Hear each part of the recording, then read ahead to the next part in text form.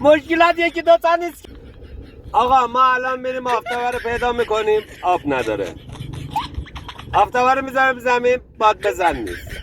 باد بزنه پیدا میکنیم، خودمون رو باد بزنیم، اینترنت بسته شد.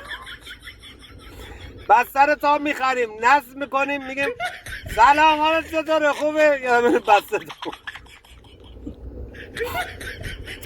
میایم بسته دوباره میخوایم بخریم. بچه مادر بچه میگه برای من هم یه دونه اینترنت بخر. همین اینترنت رو میخریم، بچه میاد گوشی رو میگیره میگه منم میخوام بازی کنم. اصلا موندیم.